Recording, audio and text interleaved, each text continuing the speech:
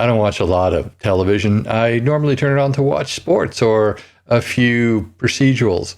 But lately, when I've been tuning it in, I've seen these hit pieces on Pierre Poilievre. And although they don't appear to be associated to the NDP on the surface, they sure feel like they are.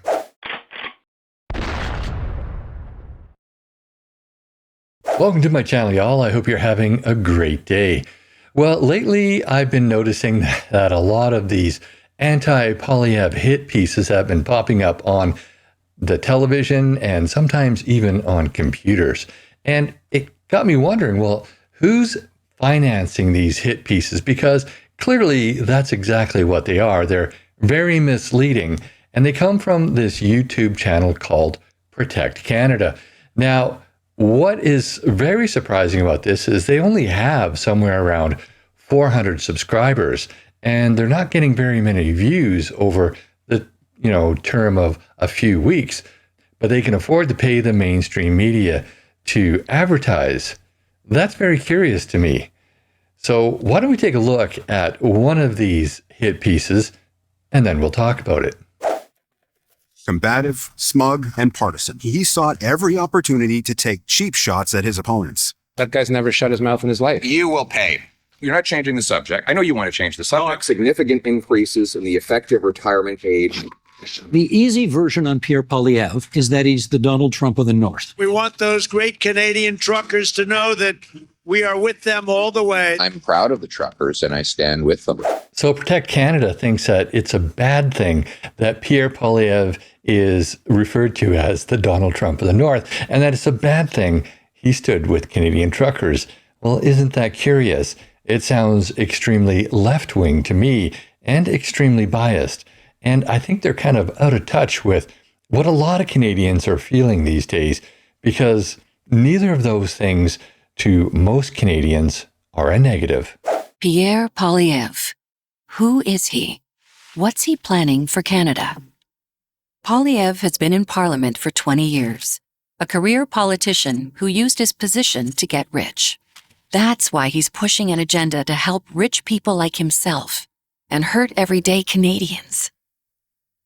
When it comes to pensions, he's in a class of his own. Literally. Even the comedians got in on the act. Very few Canadians qualify for a full pension at the age of 31. Well, in fact, there really is only one. And that man, Pierre Poilievre. Am I paying for that? Yes, you were. Pierre Poilievre. One hell of a guy. One heck of a pension. Accountants looked into Poilievre's pension and discovered that it is worth $3.4 million. Poilievre qualified for his pension after just 6 years as an MP, paid for by taxpayers. Well, that's interesting. So he got a job and he worked for the government.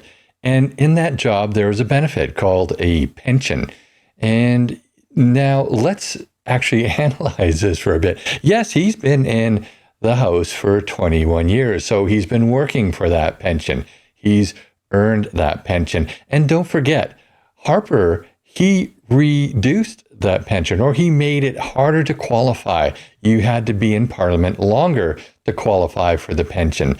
So what are these people talking about? These people are talking about an earned pension, not CPP. No, that's not what Poilievre has. He has an earned pension. So are they saying that if you have a job with a good pension, that you don't deserve it, even if you've complied with all of the requirements to get it? Now, if that's not anti-capitalism, I don't know what is. So, what are his policies on pensions for Canadians, the people who will pay for his gold-plated retirement? Significant increases in the effective retirement age are required to increase to 67. Poilievre voted to increase the retirement age to 67 for Canadians, while he can collect a taxpayer-funded pension at 55. Poilievre voted against raising Canada pension plan benefits. CPP payments average only $815.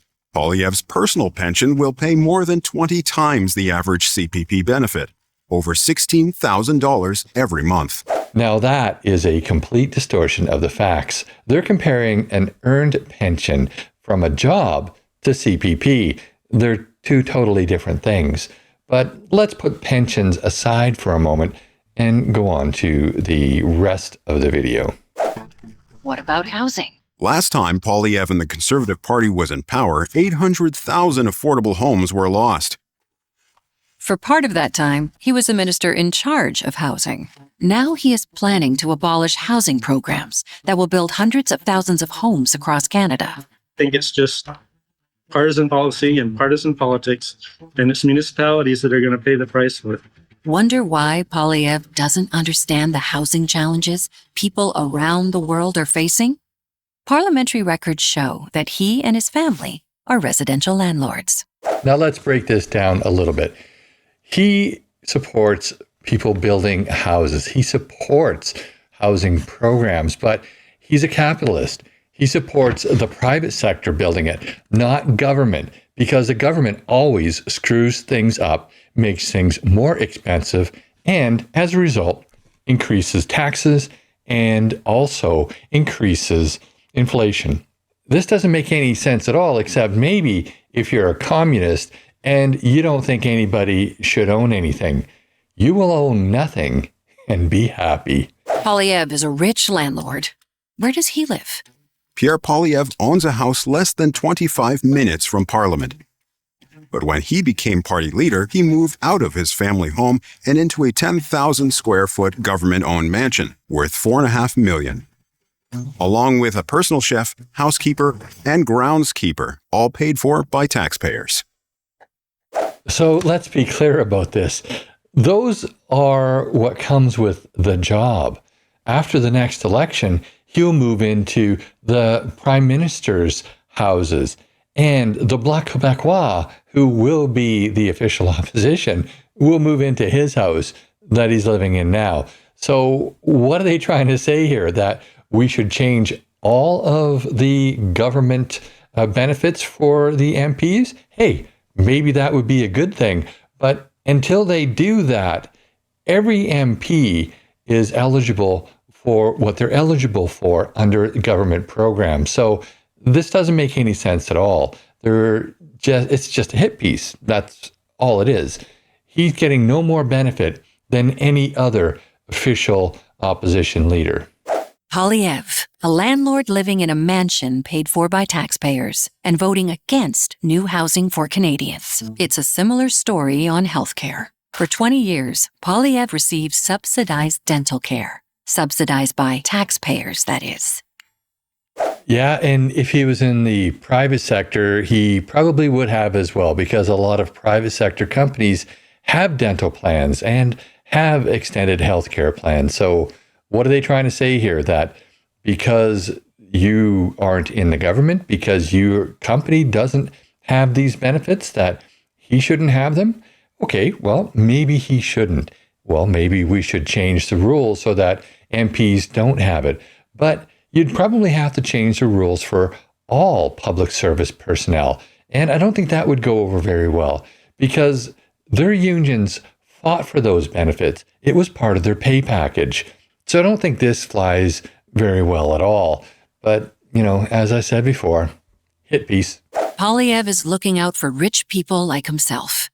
Is doing the exact same things that I would like to do in the future. Tax breaks and secret deals for the wealthy, while denying benefits to everyone else.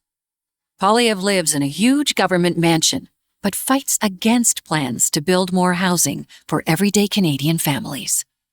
Canadian taxpayers bankroll his dental and drug benefits. But Poilievre wants to withhold those same benefits from you. Taxpayers fund his lavish multi-million-dollar pension. But Poilievre fights against pensions that help Canadians. Significant increases in the effective retirement age. He's a weasel. He's a career politician who used his position to get rich and is now protecting people like himself. That's Poilievre, but it's just not Canada. Yeah, their Canada is communist Canada, which we've pretty much become, but we've run out of money. So what is this all about, really? It's a hit piece.